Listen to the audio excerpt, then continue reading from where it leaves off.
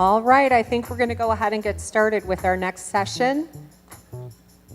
But before we do, I would like to ask if the leadership team would come up. I know we have some new people here today, and everybody doesn't know. Although I think Pam just left, but that's okay. We'll introduce Pam when she comes back in. So my name again is Susan Dennis, and I'm part of the leadership team, and I have our other three of our four here. Well, I'm Sue Palais, and happy to be part of this group. And I started probably just a couple years ago. I had gone to Africa with the church, and I was in special ed, and we'd only been here a few years, and I got back, and I had never heard about Special Connections. I go, surely the church has to have something here that reaches out to adults. So I kind of sought the group out, and then found out it was alive and well, and I've been here ever since. Hi, I'm Julie. I just started with Special Connections last year, actually, so it's coming up on my year anniversary. And when the leadership team was formed, I was tapped on the shoulder, and very, very happy to be a part of it and part of the leadership team. Don't have any background whatsoever in working with this population, but it was just something that God called me to do. I'd been looking for a ministry to get involved with. When I saw it in the bulletin, I just knew that was the one that I wanted to be involved with, so here I am. Hi, my name is Mike Vogelgesang, and this is also the start of my second season here. Also, well, we started with the church last year also. Special Connections was really one of the primary reasons we came here, so I could bring my daughter to this wonderful program on weekends. It's just been phenomenal, and then Sue tapped me also for to be in the planning group here this year, and so we're starting our second year also. I just want to make sure I knew what the question was. Oh, just okay. I didn't. Just want to make sure I'm on the right track. Okay.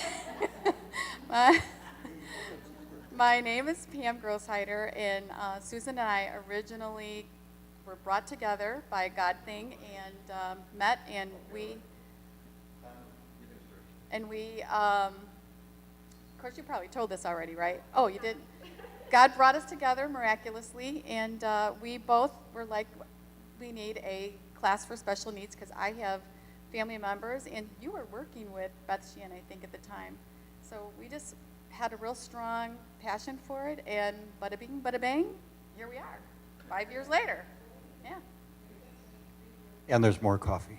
Here, so anyone who needs coffee, go get it. We now have another 40 cups of coffee, so please drink some coffee. So these are the four lovely people and myself as well, that when you have a question or an issue, or if anything comes up during the course of your time in Special Connections, that you can reach out to, phone, email, and we'll make sure that you have all that information. And of course, during the class, we're always around, so grab somebody, because sometimes things come up. So, okay, so now I get to do my least favorite thing, which is talk about abuse and neglect. But it is, although it's one of my least favorite things, it's also one of the very most important things we can do. So our Special Connections is a class for adults with intellectual disabilities held here, and it is our desire to engage our friends to grow and be active in God's family of faith. This involves placing people in one-to-one interpersonal relationships. So that's our goal, is that we all meet new people and make new friends and have great relationships and share the love of Christ with all of our friends, and you'll be surprised at how often they share it with us. Unfortunately, it's often within the context of these relationships that people with intellectual disabilities are abused. Pam and I we're having a conversation with Wendy, and she has 2 adult children who both have disabilities. And she was sharing with us that her son lives with her, even though he's rather high functioning and he holds a job in the community and he can drive and has lived out on his own. Unfortunately, every time he has left the safety of their home, he has been taken advantage of by a predator. And so it's a big concern. It's a big concern. So it does need to be addressed. So just some simple definitions. We call all of our adults with disabilities our friends. So a friend is a person participating in our Special Connections group. A mentor, that's all of us. So we're the people serving in the ministry. Abuse is harm or threatened harm to a friend committed by another person in real or apparent authority. So that's us. So any one of us could commit abuse. And these are the types of abuse: sexual, emotional, economic, spiritual, physical. So I'm just going to read some definitions of those for us. So, of course, I should have typed it out because my vision is just so phenomenal, so I'm going to be trying to read this off this little piece of paper. So sexual abuse is actual or threatened sexual exploitation of a friend, including but not limited to sexual intimacy by a caregiver, supervisor, or one who maintains real or apparent authority over the other person, or sexual intimacy by another friend. So it could be friend on friend, it could be mentor on friend, it could just be perceived or real. So these are important things to cover. Physical abuse is non-accidental physical injury, harm, or threatened harm to a friend.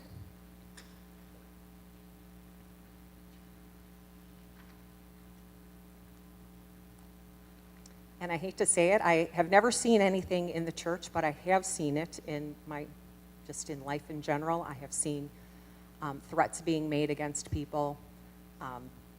So it does happen. Emotional abuse is use of words, silence, or nonverbal behavior to threaten, intimidate, belittle, or humiliate a friend, or to improperly influence or control their thoughts, feelings, or behaviors. Emotional abuse is usually chronic and severe and results in the person being helpless, dependent on the abuser, and having low self-esteem.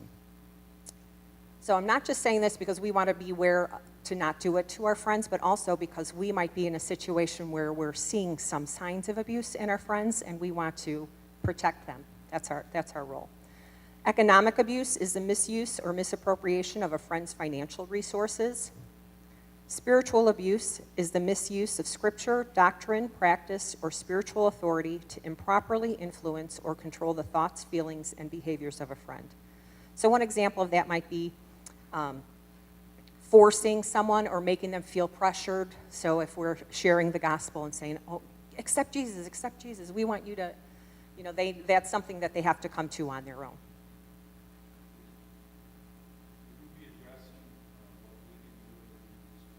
Of course, yeah, that's all, we're covering that. Thank you, Tom. Okay, so some reporting guidelines, as I just mentioned, that, and we did have this come up a few years ago. We had a friend share a story of something inappropriate that happened to them.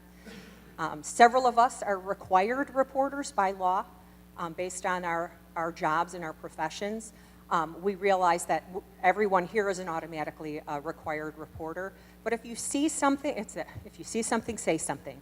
If you hear something, if you're not sure what to do with it, if you're not sure it qualifies, come to one of the 5 of us that were just up here, and we can help you navigate that, okay? So we definitely want to always protect our friends. So even though it is a very upsetting situation, it's upsetting for us too. Nobody likes to think that anything like this happens in the world, but it does. So they're relying on us when they come here and develop a relationship with you. We become a safe person for them to share those types of things with. So we want to take action on it. So you're going to come to one of us if anything comes up. Deal? Thank you, Tom. Okay, so now I need a volunteer. Who wants to come up here? We're going to talk about appropriate physical contact. I'm going to pick on somebody if I don't get a volunteer. Okay, come on up. This is important because our friends are so affectionate and we do all get so close to them. So these are some appropriate things. So the side-to-side hug. Hey, Steve, how you doing? So this is a good side-to-side hug. Okay. And hold on, pats on the back. Good to see you. Pats on the arm, or holding their arm, patting them on the arm. Those are all appropriate things to do. Touching the back of their hand. Go ahead, you can practice on me. There you go. Put your hand on top of their hand and a gentle squeeze, just a gentle squeeze. So we have some friends who can get a little handsy that will go in for the full body hug, and you just redirect them to the side hug.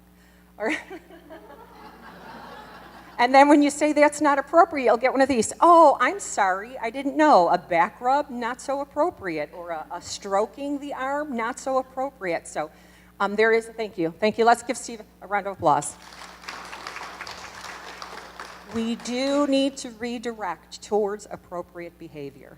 Okay, so, and we all have the right to say no, as I was just talking about. When somebody's coming in for that big hug, to say, you know, put your hand up. No, that's not, I'm not okay with that. This is especially important with our nonverbal friends. They can't always express themselves. Although I would have to say our nonverbal friends tend to be extremely expressive. Would you guys agree? So just watch their body language and see what they like and what they're comfortable with and what they may not be comfortable with. Okay. Verbal contact. Okay, this, I know it's just common sense kind of stuff. So we're here to get to know them and to become friends with them. But of course, we're not going to share intimate details. We don't want to come and unload on our friends. Oh, I just had a fight with my husband. And, you know, things aren't going well in my life. That's not the purpose of being here. So no lewd, no sexual, no off-color, no jokes like that. No suggestive comments. I know, all pretty common sense stuff. Okay, so this has been an issue for us, so we're just going to address it right up front. So we have friends with special needs, and some of them need an extra hand when using the facilities. We want to make sure that they're safe and that we're safe, because we don't want any of our friends in any awkward situations, nor do we want to open ourselves up to any liability. So we're going to say always two people, two mentors to the bathroom with the friends. So you're sitting at a table and three of your guys say, I need to use the restroom.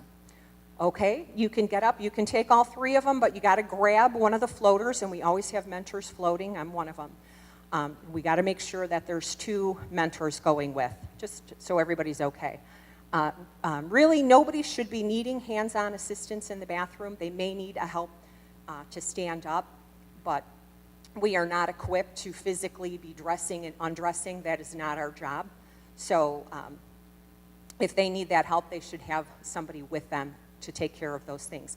If you find that coming up, please, again, bring that to, I'm going to say bring it to me, but bring it to anybody on the leadership team, and it's something that we'll address. Let's see. Yep.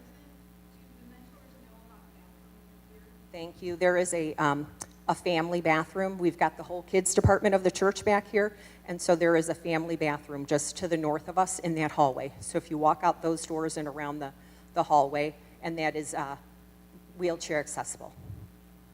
Thank you, Julie. Yeah, that's important to know. And sometimes that's being used. Sometimes, you know, there's a whole group that has to go when we break, so we can use the women's room or the men's room, but preferably to keep them close to the city. Because it's important that we're not letting anybody, we don't lose track of anybody. We haven't yet, but okay, let's see.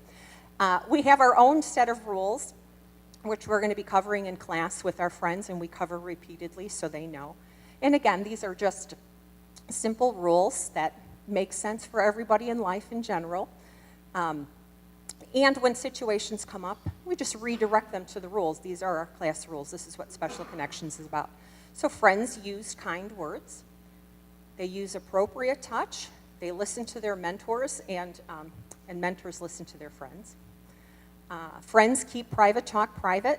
So one of the things that we do in Special Connections is we're going to have that table time when people can share concerns and prayer requests, or you might just be one-on-one with your friend having a conversation. So just like with your besties, the people that you hang with and count on in your life, what they share with you is to be kept within the confines of that relationship. Of course, if there's any concerns, prayer requests, if they want you to share it, go ahead and share it, but we need to have them have the same respect. People sitting around the table may share something, so they need to learn that lesson as well. Friends stay with the group. I just alluded to that. We don't want to lose anybody. We have had a couple of runners in the past, so that can be fun and challenging. And and you'd be surprised. And you know, so many in our group are very familiar with people out in the community. So they see somebody they know, and they're like, hey, and they're gone. And you're like, wait a minute, where did he go? So we need to tell them that if they're with us, they're with us. Now, we have the benefit this year that we're here from 9:30 to 11:30 in the morning, and it's not a full house. So when we were in the afternoons, that was obviously more of a concern. And friends please God with their bodies, 1 treat per person. That's also been an issue for us in the past, where we have the snack table and people go up and eat to the point where they're making themselves physically sick. So we certainly don't want to see any of that. We're going to have our break after our group teaching time, and we have pre-packaged snacks, and they can have 1. So, and that can be, like I said, that can be challenging. That can be challenging. Okay, let's see. So corrective actions. So sometimes we have to correct our friends during a special connection gathering. So appropriate things to do, give a verbal reminder about our rules. On every table, there's going to be a book, and there'll be a sheet with the class rules, so you can just open it up and say, remember, this is the rule.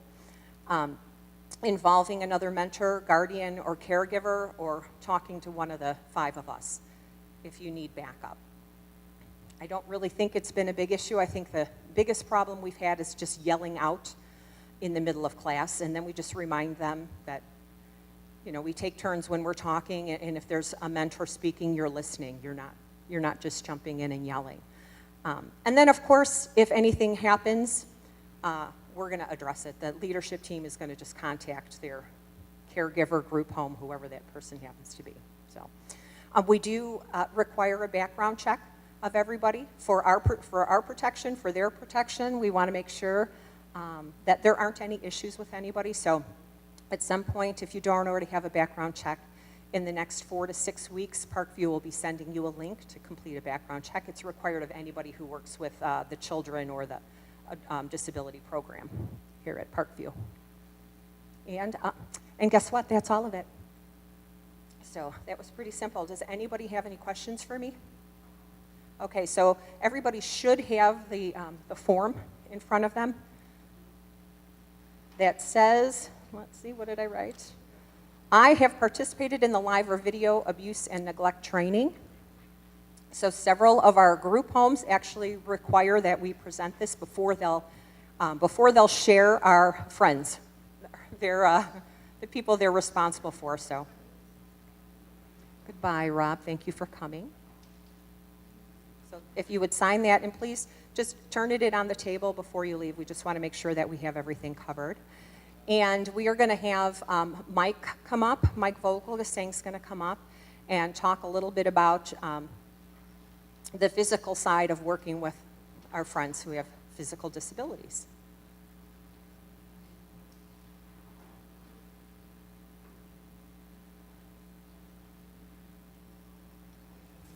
All right, that's on? Okay. Can you hear me okay with that? Yeah. Okay. Oh, I've never used one of these before. Wow. Feel like a pop star. Is this? Is this a?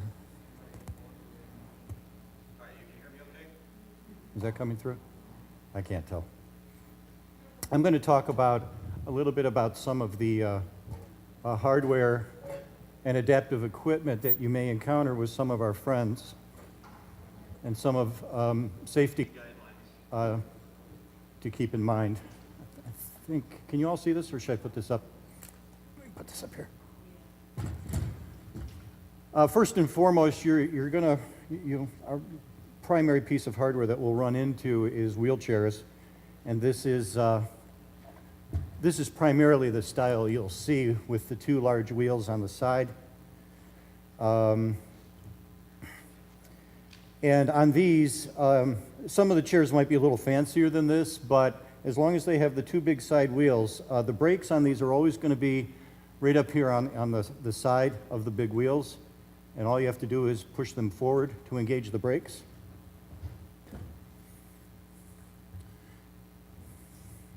And that's how you would lock it in. The other type of wheelchair you might encounter is what they call a transport chair.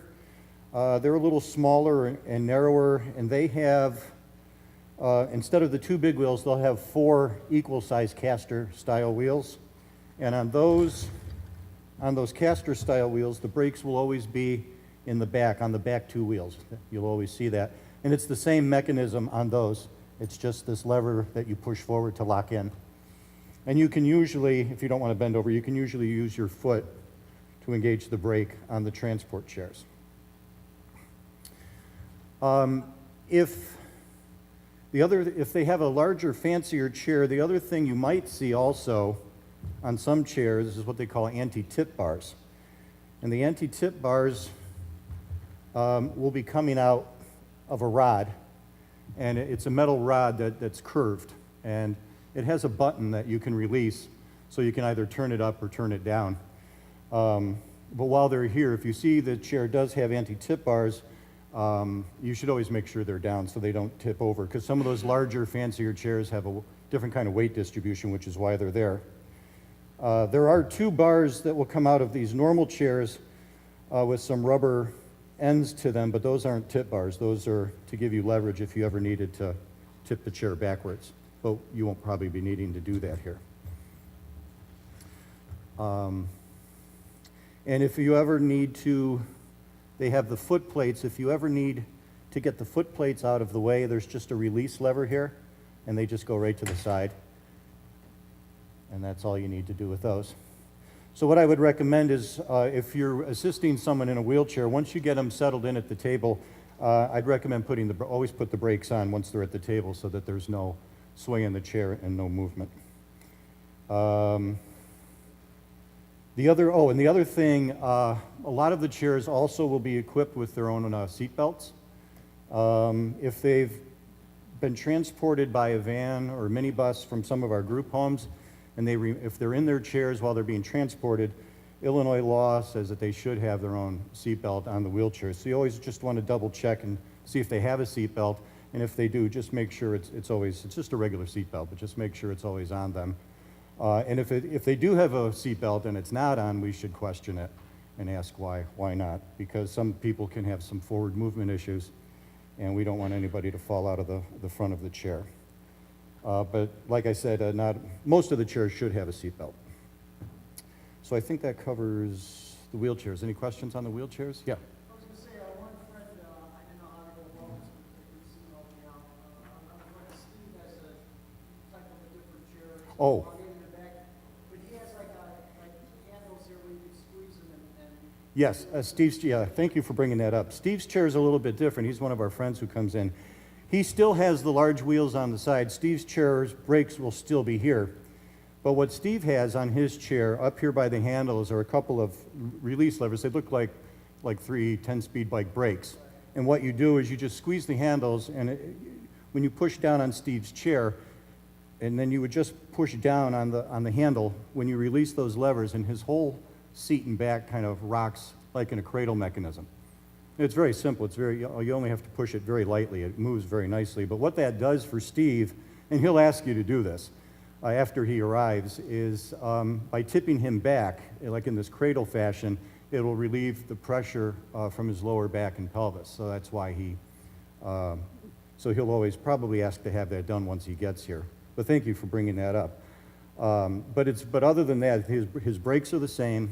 And to rotate his chair, it's just very simple. You just release the brakes and you just push down a little bit, and the whole chair just rotates very, very simply like a cradle.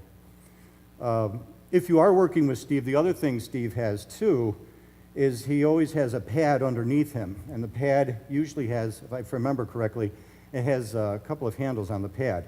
And he'll sometimes ask to have that pad pulled because his hips will get out of alignment. And he'll ask, so all you have to do is pull that pad so you get his hips back to center so there's no strain on his lower back and pelvis. And he always has a seat belt on, so you'll need to release the seat belt if you're working with Steve in order to adjust the pad, and then once you've got him back to center, then you can just put the seat belt back on him. So, does that help? And by the way, and that's something, if you're not, I'm over here, sorry. Yeah. If you're not familiar with working with this population and not comfortable doing that, just grab one of us. Mm-hmm. Okay. And then I also want to bring up Chris's chair. Chris has a power chair. You might see a power chair. Oh, okay, Chris, I wasn't familiar with Chris, okay. Oh, yeah, Chris has a power chair. All right. So she just works it with the handle. Oh, and with the and sometimes joystick, it can yeah. be tricky getting her into the table, and her chair is extremely sensitive. So again, Chris can maneuver herself. And if she has some visual issues as well. So if she's having a hard time and you need help, just ask. Okay, thank you.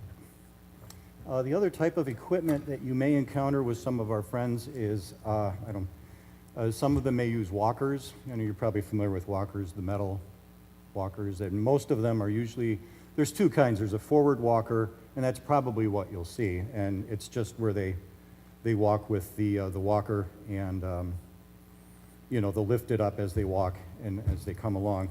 If they're working with a walker, I would let them do as much as they can, but always keep a hand close nearby, because as they're lifting the walker up, they can get, sometimes one of the legs can get stuck in the carpeting, or their foot might not be caught up with the walker in time. There might be a timing issue. So just, keep a hand close by. Let them do as much as they can do. And you also want to be careful that as they're going, they don't get too much. They can get going forward a little too fast, and you don't want them, to go over forward that way. So that's, and then the thing with walkers that I also want to show you, let me get a chair. When you get them to the table, if they are using a walker, what you're going to want to do is pull the chair out from the table for them, and you're going to line the walker up with the chair so that they're facing to the back, so that they'll still be in the walker like this. Just be mindful that the process of someone going from standing to a sitting position, for some of them, can be difficult. So you just want to keep a hand. If they need assistance, the best thing to do is, as they're standing here, is get a hand under their arm and some support on their back, and then just help them down into the chair. And the same thing if they need assistance standing up. And I'm gonna jump in, and I'm gonna come up. It'll be easier. Interject one thing. If they are using a walker, those walkers Can be. aren't particularly stable. I was getting that, yeah. Oh, I thank was you. gonna get that, yeah. Go ahead. Yeah, I'll let no, you. walkers can be very tippy, so if you're supporting them down, you do want to keep a hand on the walker also, because they can be very tippy. And the same thing when they go to stand up, because as they start to put their weight on, they can go from side to side or forward. So, yeah, help them with one hand and keep one hand, to stabilize the walker for them. The other thing, yes, sorry.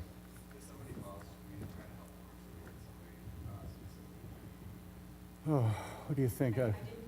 If somebody falls, should they help them immediately or get? If somebody should fall, you should get a leader immediately. Yeah, okay. We want to make sure that they're, if they bump their head, they could have an injury. So if they trip and they're okay, we're not going to say, no, stay down. But yes, Tom?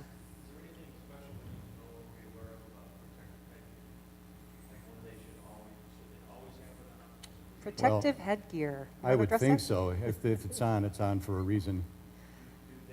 As far, So it's,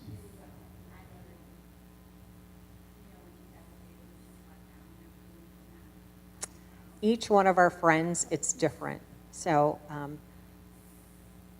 people wear helmets for different reasons. So they may have a seizure disorder, or they might just have some difficulty with mobility.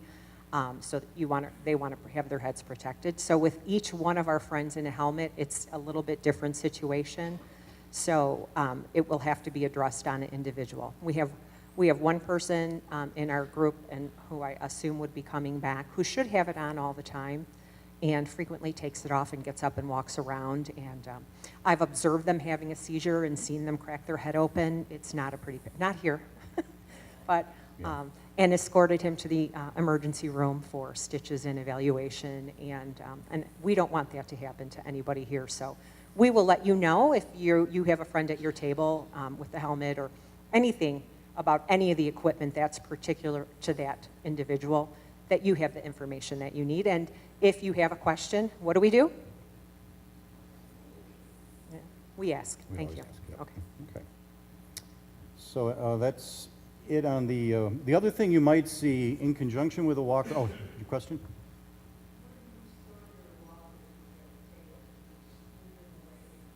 We can move them away a little bit, yeah.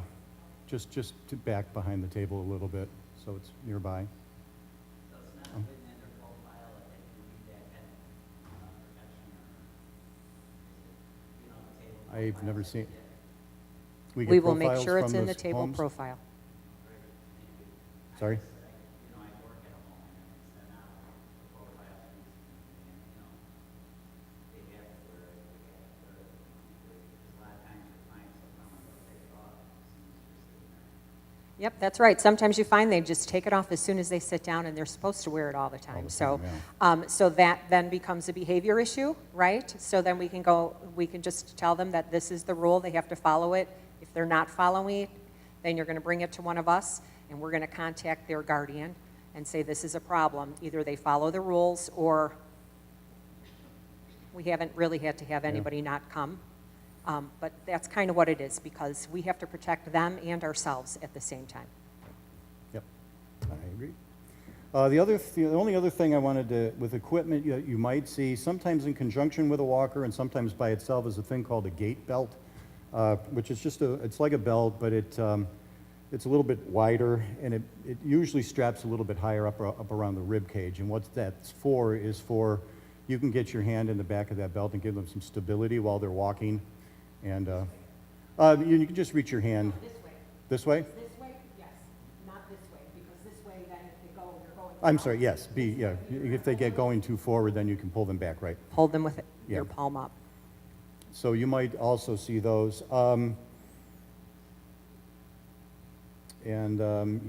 Again, also you can, if you're helping them with the gait belt to sit down, if they need assistance, it's the same thing. You just get your hand underneath, and you can pull it in a little bit to give them some stability, and then grab them by the shoulder and set them down. And the first time you do it, what are you going to do? Ask. Ask. Yep. Okay. And the only other thing I wanted to talk a little bit about was, especially the first time you're working with a friend, some of them might have some chewing and swallowing issues. So the first time you're going to work with them, just always ask to see if they're aware of any type of chewing or swallowing issues. If they need help and assistance with their treat, you might have to break it down into smaller pieces depending upon what kind of a treat it is.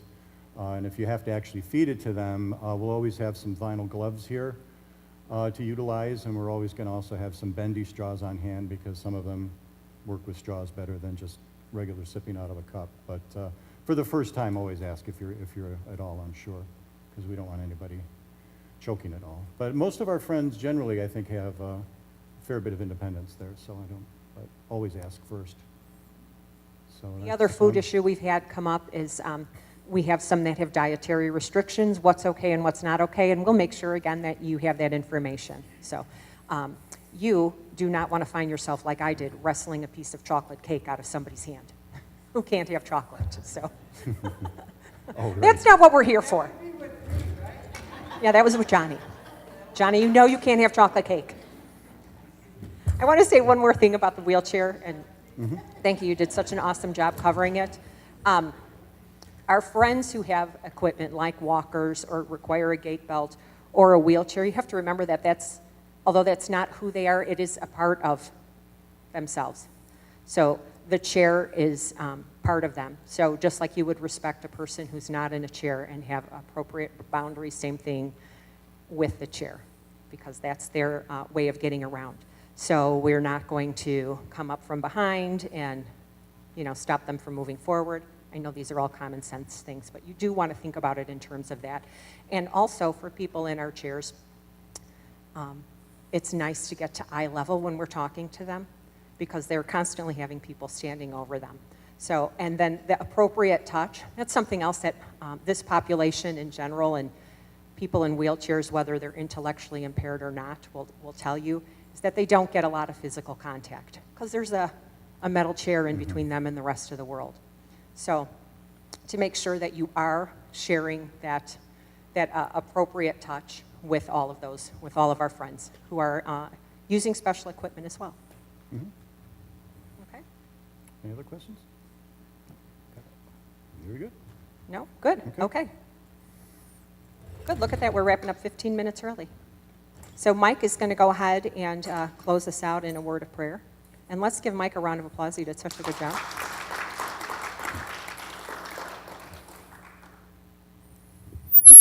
I won't make everybody stand up for this one. Oh, not this time, okay. Oh, I've got my, okay. I'll just bow our heads and say, Dear Lord, we thank you so much for being able to gather here today in your name as we prepare for this exciting new season for here at Special Connections. We're so looking forward to serving you and serving our friends. And we just thank you all so much for being here. We thank you for the wonderful presentation by Wendy today. And we just ask for your continued guidance as we move into this new season and share your love and your word with our friends. And we ask this in your name. Amen. Fabulous. Thank you so much for coming. One more thing. When are we back? 2 weeks from today. October 8th. Yeah, 2 weeks from today. 9 o'clock.